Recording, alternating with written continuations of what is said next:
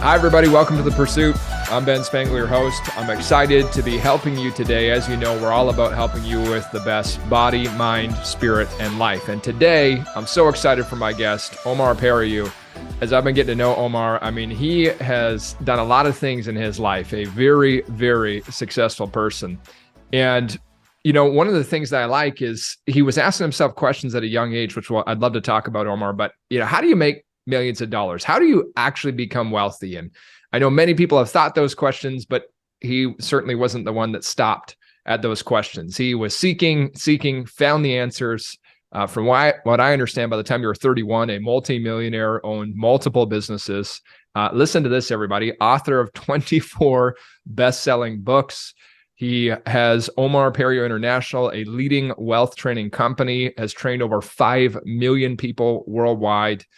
We were just talking before, but not only shared stages with many names that you'd be familiar with, but actually helped coach and train many of these people as well, too, and referred to as the master motivational teacher. And I got to say, Omar, I'm so excited to have you today. Thank you. Thank you for having me, and I'm really excited to be here.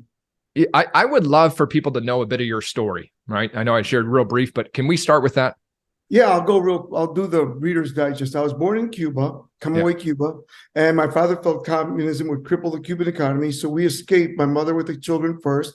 My father came later. There's a place called the Freedom Tower over here it's now called Bayside. And they were sending families around the country. We were sent to Joliet, Illinois, Chicago area. Listen to this. No money, no credit, no family, no friends. We don't speak English. We've never felt cold air. So we land in a big blizzard. They have coats for us. One of the people was kind enough to donate an apartment for 3 months. Wow. And so my mom and dad got jobs immediately. My father, a mechanic. My mother is a maid. And we were the only Hispanic family in Joliet, Illinois. I got lucky. I met a few good kids that taught me English, but a lot of people didn't want us there. So it was tough, but I'll make a long story short. So I went through high school. I did really well in sports. So I held the AU record for bench press, 400 pounds for my weight class. Wow. 181 pound class. I made the Olympic trials for the 100-yard dash. That's what it was then, right? And then I also inherited my mother's voice. So I got a scholarship for all three, believe it or not. And I'm doing great in college. And my father, not speaking English, had accumulated 3 gas stations and auto parts, a block worth of real estate, and his own home. But he said if he would have had me, he would have never lost everything 3 times. So the first time was not his fault. That was Castro. But the other 2, a lot of people are able to accumulate things but not keep them. So I made it a pact that I would help individuals, leaders, entrepreneurs, speakers, coaches, mentors, to help them to make the money and keep the money. So I've created all these libraries, as you said, 24 best-selling books. I now have 26. 2 went out since I talked to you. Okay, nice. I now have 26 best-selling books, and they're doing great. And Audible, Teachable, Udemy, iTunes, Ucore, CD Baby, you name it, I'm on it. But I do this because, you know, I really love helping others. And I got lucky because you need mentorship. Mentor gets you there faster. Mentor avoids, quicksand, pitfalls, obstacles, all these different things. I got lucky. I met a man named Tom Murphy, who was the owner of the clubs that I worked at. I was in a health club business. Okay. And because I had to get a job, I went out to California to be founded as a singer. And on the way out, I lost my U-Haul in the snow. So when I got to LA, they took my deposit. All I had was cash. Yeah. So I got to get a job. So I look up, it says $51 a week studio apartment. So I got that. I had that much money. And I got a job as a personal trainer, training like Tom Selleck, Gregory Harrison, Abdul-Jabbar, Magic Johnson, Jerry West, a lot of celebrities. But salespeople were making a lot more money than the trainers. So I went into sales and I didn't do well. And I was, praying a lot, and I pray a lot, and this man pulls up in a black 6.9 Mercedes. I'm a mechanic's son. I love cars. He gets out. I thought to myself, wow, if I could be like that guy and get close to him. He walks in, and he's got this big medallion, all diamonds with a big eagle. It says Champions Unlimited. And I thought, man. So I go, who is that? To the other owner, he says, that's our investor. And I says, what's he do? He's in self-development. Well, he managed speakers. Hmm. He managed Tom Hopkins, Dennis Waitley, Danielle Kennedy, Jay Abraham, Dr. Maxwell Maltz, just to name a few. Best friends with Jim Rohn, Bob Proctor, Brian Tracy, Zig Ziglar. I mean, I used to see Tony Robbins walk in. He worked for Jim Rohn selling tickets. Right. And because of that, Tony's brought me to 10 events. I've done 10 of his results events, and Success Resources hired me for a couple of his masterminds. So, as I told you, I've been fortunate to work with Think and Grow Rich Foundation. I've done 12 cities for them and their first mastermind. So, I got lucky, and this man was really kind and wanted me to be somebody. And he said, you're coachable, and being coachable is very important. And that's one of the things I say to him. Why me? He says, you're the most coachable guy I ever met in my life. So he made me a multi-millionaire, like you said, by the age of 31. And enough, that's it. Why do you think that is? Why do you think you're so coachable? Or I wanted to learn. I was always eager. And I think a lot of it came from music. You have to be coachable to learn music. Sports, you have to be coachable to be great at sports. And business is the same way. And I always tell people, if you adapt what you learn in art, dance, music, theater, or sports, and you take those disciplines that you learn and adapt them to success, wealth, sales, influence, you will be successful. But most people, once they lose that coach, they lose that mojo, that motivation. Because, when in those kind of industries, you have a teacher, a coach, a mentor, and they guide you. But when you go on your own, you got to be, you got to be a self-starter. And that's why I really believe in coaching and mentoring. I mean, anyone that's successful that you have ever met in your life has had multiple coaches and mentors. Yeah. What would be that first mentor you had? What were some of the best lessons you learned from him? First of all, he was humble. And I learned to be humble. And second of all, he had a great work discipline. He was a self-starter, and he didn't sugarcoat anything.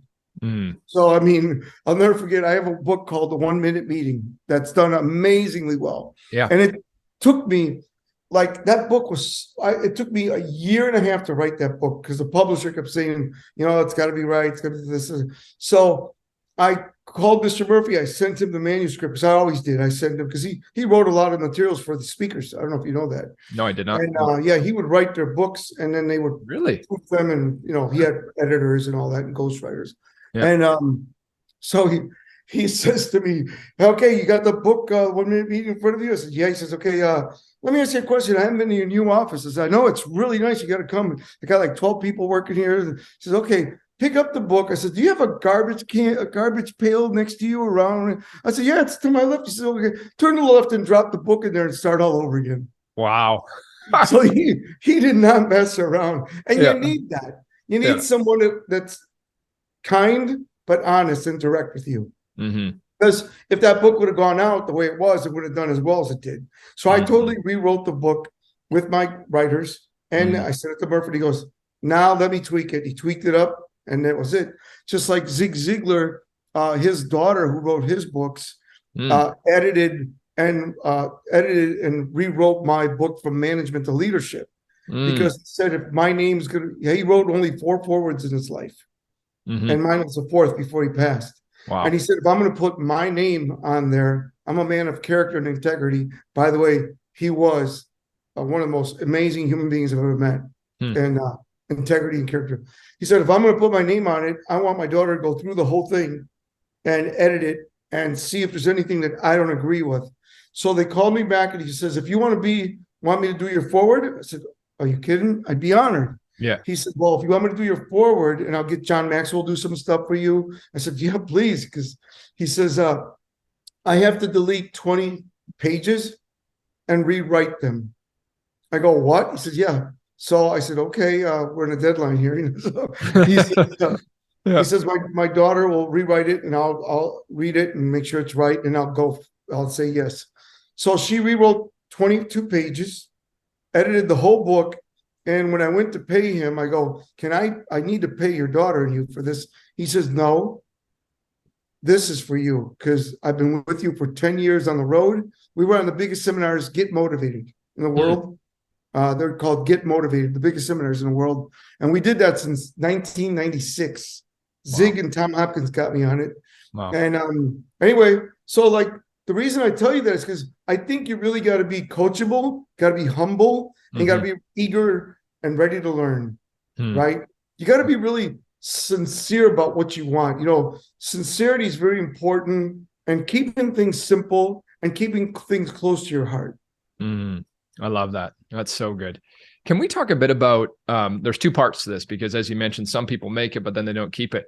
I know a lot of people listening, they're wanting to make it though. They're wanting to make money. And so when you talk about that, I mean, that's one of the things you teach people is how to get wealthy, how to get rich. And obviously we can't go into all the details today, but what are a few key concepts that you want to share with people? If that's them today, where do you start? The first thing is to have a day of change. My day of change was the day I met Mr. Murphy. So you need a day of change. The second is you really identify your purpose. Identify your purpose.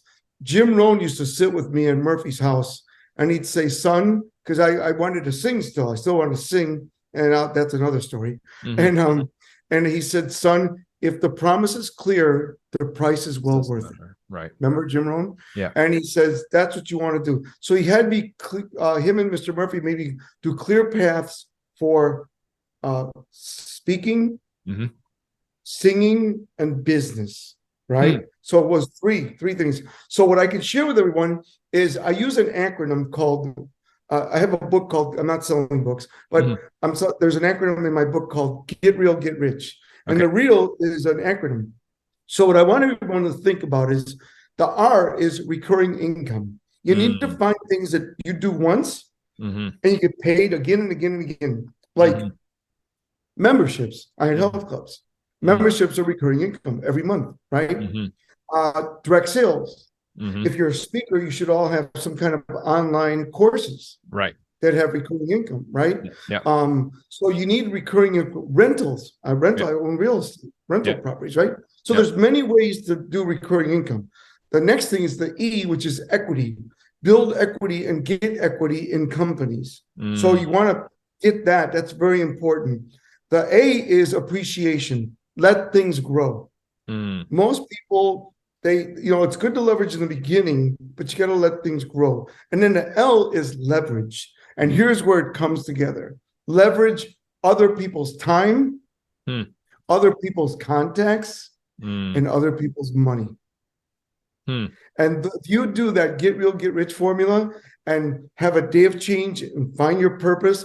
And what I want everyone to think about, if you really want to be successful, if you want to be successful in anything you want to do, you have to make it your personal mission that you're going to be successful. And you have to be obsessed with what you want. If you're not obsessed about it, you're not going to accomplish it. So focus obsessively on what you want. As Tony Robbins says, what you focus on expands, right? So you want to focus on what you want, not what you don't want. Because if you focus on what you don't want, you're going to get that. So focus on what you want. And by the way, I wanted to have a perfect day in my life of no negativity. I've never had one. That's encouraging. Yeah. We're bombarded by negativity. Right. So they've done research. I wrote a program called Get Fired Up. And they said that you get 1,500 impressions, negative impressions a day on average. Wow. So how do you stay positive? Well, that's why you have to learn what we're doing. You have to listen to people like yourself and myself and go to events and podcasts and do the things you need to do to stay motivated. Like I listen to other speakers still 3 or 4 times a week. I'll put on, I like the old timers. So I listen to Earl Nightingale, I love Earl, Bob Proctor, of course, Jim Rohn, Take Charge of Your Life, How to Have Your Best Year Ever. I love Rohn stuff a lot. I love Bob Proctor.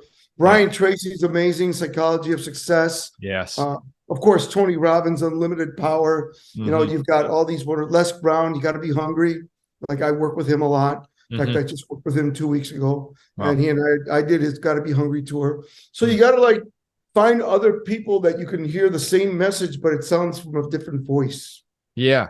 I right? think what you said there is so important, because a lot in personal development, I mean, a lot of the teachings are very similar, but like you said, hearing a different voice and really finding the people that you resonate with and connect with. Right. Yes. And Yeah. I always tell people, whether it's a book or an audio or a video, if you pick up one thing Yeah. from that, you won. Yes. So I love it when I get a new book, and I'm a paper guy still. So Me too. I'll take the book, and I got a highlighter, Yep. and I'll hold that highlighter, and Yep. then I'll look and I'll read, and then I'll sort of go, there it is, and I'll highlight it. That was the one thing I wanted. And I picked another thing up, or I heard something in a different way that I wanted to resonate to. Yeah. Yeah. It's interesting you say that. Virtually all the very successful people I know in my life are the same. They'll read old school book, highlight, and that's how they do it. And yeah, I love it. There's something about it for sure. I was thinking too, we're just that idea of how at this stage of your life, as successful as you've been, and you're still inspiring yourself, you're still getting yourself motivated, and how we're bombarded with negativity. And I think it was Zig that said, people say, well, motivation doesn't last, but neither does bathing. That's why we recommend it daily, right? And right. Yeah, he was the funniest guy in the world. I loved him. I used to have dinner with him every night, and then we'd do a walk. We'd walk because he couldn't run anymore. He was a big runner. When he got older, he couldn't run anymore, so he started walking. So we do a 1 hour walk every night after dinner. Wow. And I did 50 cities a year with him. Wow. So we had a blast. He was amazing.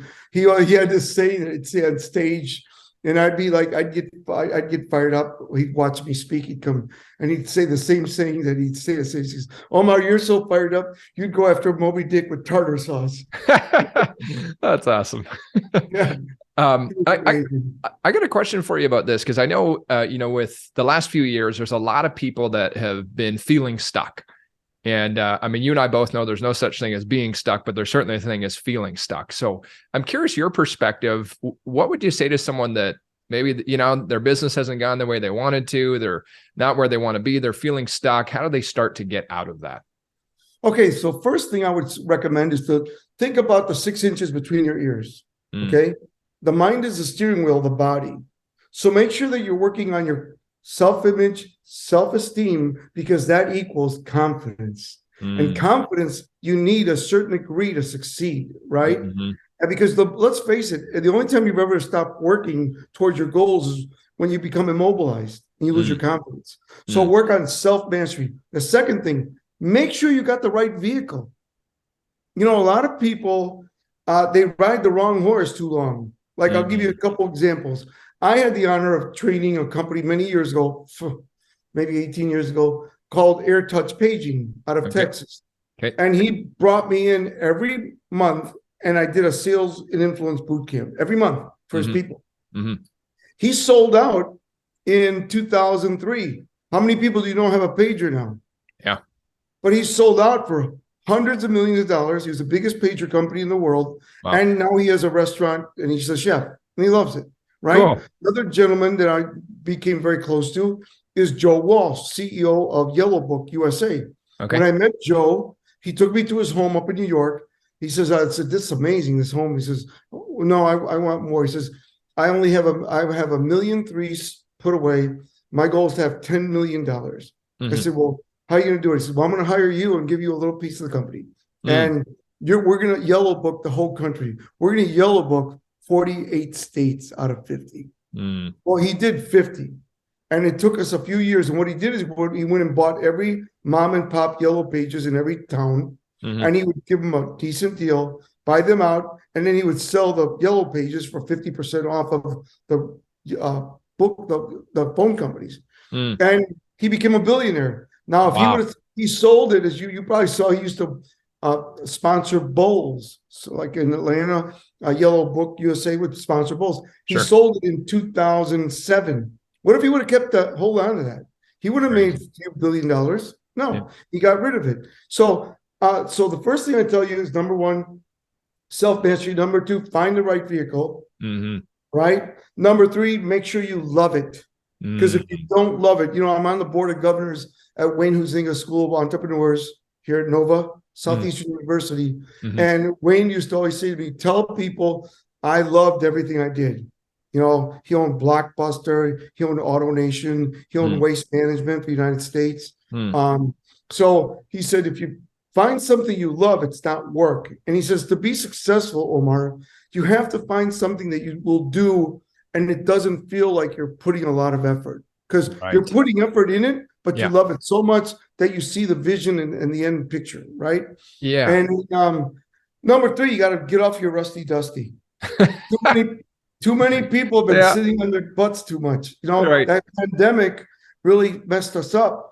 One of the things I'm doing right now is I'm on tour for banks, and they're having me train their people to go out and talk to their customers because they're so used to emails and texts. Sure. Yeah. Right. Yeah. So I'm doing a training all around the country for companies to teach them how to get out and talk to people.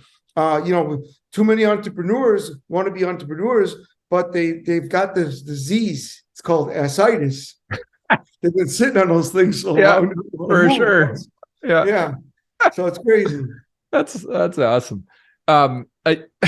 I think what you just shared too, I think is important. And I want to hear your perspective on it. When you talk about finding something that you love, that, you know, it feels effortless. Doesn't mean you're not putting effort in, but it feels effortless. I'm curious, do you believe there's a distinction? Do you think that means you love every minute of it, or it's the bulk of it that you love? I just want to hear your perspective on that. Yeah, there's no perfect picture. There's no perfect goal. There's no perfect mission. Right. Every mission, you got to stay, and this is very important, everybody listen, stay strong but flexible, right? Stay true to your message, but be flexible enough to make the adjustments you need to get to the end goal. And most people don't do that. It never goes the way it's supposed to go. Right. And people, that's where they stop, right? Yeah. What was the old saying, you never know how close you are until when you stop. Right. You know, right. Yeah. People say that, right? So you got to learn to burn the bridges and go and be strong, flexible. And the way you do that is by mastering and conditioning success patterns. So you have to learn success patterns that successful men and women have mastered. So once you have those daily rituals and daily habits, like, you know, people like Stephen Covey, who wrote that great book, 7 Habits of Highly Effective People. Yeah. And, you know, if you do those habits, or Bob Proctor, Born Rich, right? Those kind of things. And if you do those disciplines, I'll never forget what I met Brian Tracy. I was 19 and a half, a long time ago. Yeah. He said to me, son, your goal is to become better. And he's slapping his hands. I'm in the side talking to Mr. Murphy. Your goal is to become better every day, become better every day, become better every day. I don't care what you do, become better every day. Everything you do, you become better every day. You know, and he just kept pounding it on me every time I see him. Are you becoming better every day? Yes, I am, sir. Okay, become better every day. Now call me son. It's hilarious. Yeah. So son. So, you know, the thing is to listen to the mentors and pick up those nuggets and make them a part of your life, because you will never going to find something that's you love all day long and you love it all the time, because stuff happens. And if stuff happens, you get a little derailed. But the key is, as Les Brown says, got to have comeback power, right? Got to be hungry. So if you're hungry, you're going to come back and get back on shape, because most are going to get knocked down. It's what you do when you get knocked down. That's the key. Right. I love that. Thank you for sharing that. I think that's so important is, you know, people when they're in the struggle of building their dream and they kind of feel like, do I just give up on it, turn around? But you're not going to love every minute of it. What would you say? It might be hard to narrow down to one, but when you talk about mastering success patterns, if you could, I know there's multiple, but if you could pick the one or two that made the biggest impact in your life, which ones would you choose? I'll give you a few. Okay. Number one, goal setting. I've learned to teach. People think they know how to go set goals, but I teach and I learn premeditated success. So premeditated success is when you set the goal, you have it mind accomplished already, right? So now you already own it. So I get to enjoy the goal 3 times. When I lay it down, when I set it to go get it, and as I work towards it. And this is very important. You must enjoy the journey. It's not going to be fun all the time, but if you learn to enjoy the journey, success will help you become more successful. So that's really important. Number 2, everyone, please master communication and influence. You know, I became the top producer in health and fitness. I became the top producer in speaking. I'm in the top 5 in the world for platform sales. If you want to be a coach, mentor, speaker, or get out there, if you don't know how to sell from the platform or on a Zoom or podcast, you are not going to get hired as much as you should. Sure, you got a great speech, but you're not making the promoter or the joint venture partner money. And people hire people to make money. That's why I'm totally booked. I'm turning business away, right? Number 3, you got to manage your time and territory. So what I tell everyone, wake up. You got to, any entrepreneur that wakes up without a plan is unemployed. So I want you every night before you go to sleep, you write down the 10 most important things you must do the next day, prioritize them, and then identify them, and then block your times and activities. And when you wake up, it's right there waiting for you, right? So I really encourage that. And, like I said, those are really important. And work on your foundation, because once you get busy like I got, I had over 100 health clubs. You got to have systems. Wow. You got to have systems. Yeah. You start doing 80 cities a year. I did 160 seminars a year. Wow. You better have systems in place. Right. Because you're going to need it. And I had a small staff. I did that with, 8 people, 160 seminars, right? Great. And I was booked most of them. Then we did 2 of our own every month. So you better have systems, foundation, and structure. So I hope that helps everybody. It definitely does. And there's a lot to unpack in that. And even just, when you talk about even that idea of the 10 things the night before, how success really is, it's in those simple disciplines that, anybody can do that. Anybody can make that list the night before. Most don't, but anybody can. And, Jim Rohn used to say to me, since I met him, I was also 19 and a half. And he would say to me, son, the easy things are also the easy things not to do. Right. He says, in my speech, I tell everyone, if an apple a day really does work, why wouldn't you eat one? Right? Yeah. So he says, the simple things are easy to do, but also easy not to do. And what happens is one discipline leads to another. It's that old domino effect. Totally it is. Yeah. Yeah. Omar, this has been amazing. I want to go on for days, but I know we're not going to do that today. I am curious. I have a question for you. You've achieved more success than most people do in their lifetimes. What keeps driving you? Why do you still keep doing what you're doing? And I got to tell you, for me, it's, I had so many wonderful men and women invest their life into my life that I would feel like I was holding back if I didn't share it with you and your team and your audience and as many people as I can. So that's my goal. I love it. Amazing. Make an impact. Let's let everybody know where they can find more of you, connecting with you, learning more about what you're up to. Where's the best spots for that?